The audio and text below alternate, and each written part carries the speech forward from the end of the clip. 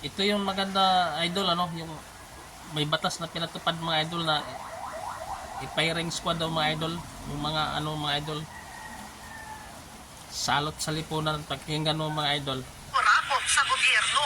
Yan ang panukala ng isang mambabatas para raw matuldukan na ang korupsyon sa bansa.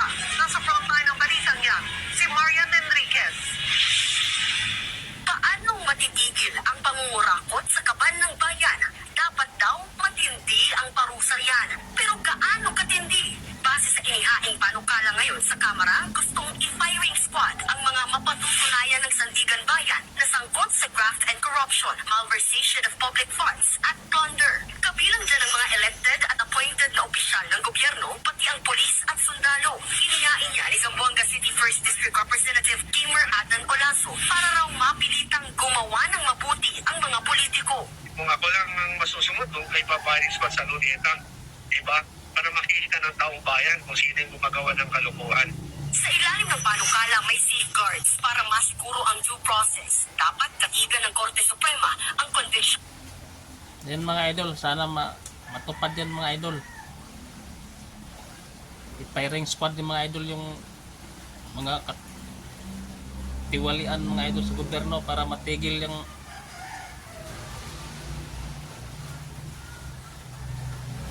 mga ano sa lipunan mga idol, katiwalian sa lipunan mga idol, at sa kataasan nila yung sahod idol, gawin nila 1,000 mga idol isang araw ng tao mga idol, para hindi na magpupunta yung iba sa abroad mga idol, ano. Yan sana mga idol, ano. Kasi mga idol, karamihan dito mga idol sa mga trabahador mga idol, sa totoo lang sa company mga idol, 500 isang araw, 550.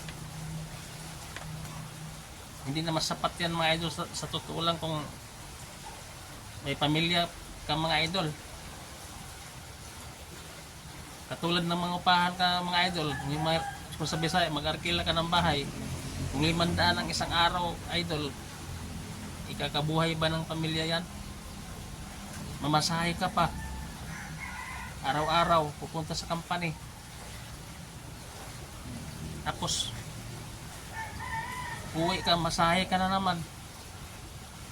Magkano lang matira mga idol? Paano pa idol kung magkaroon ka pa ng anak, magkasakit-sakit pa mga idol?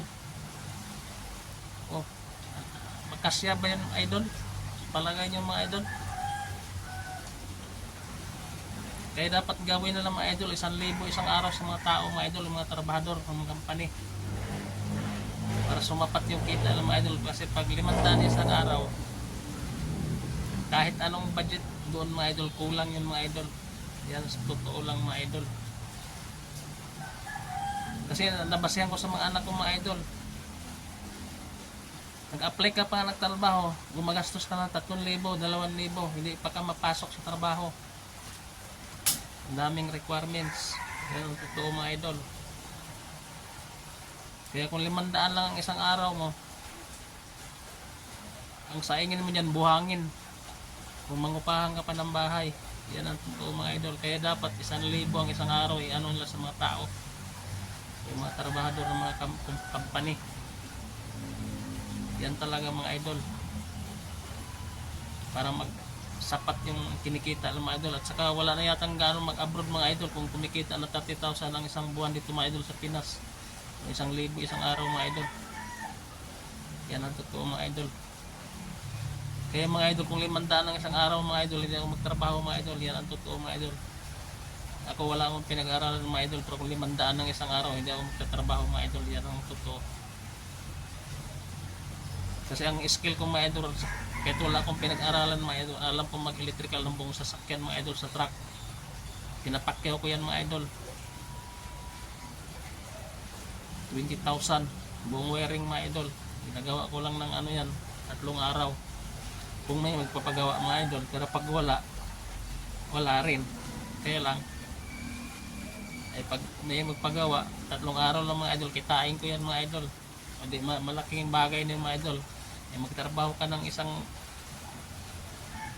sa company mga idol, 500 isang araw mga idol, Kahit anong sipag mo pa doon mga idol, imudmod pa yung trabaho doon sa company mga idol, ganun lang yung sahod mo mga idol. Kaya yung kasabihan mga idol, mas lamang yung sip-sip doon. Kasi kahit hindi magtrabaho, kumikita.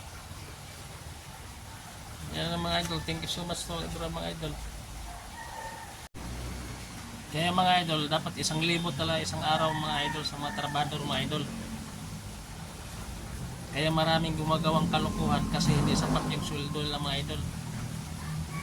Pag-comment lang kasi sa baba mga idol, tama ako or mali mga idol sa sinasabi ko mga idol. Sana matupad yung batas na sinasabi lang mga idol. Sang-ayon ako dyan mga idol. Yun lang mga idol.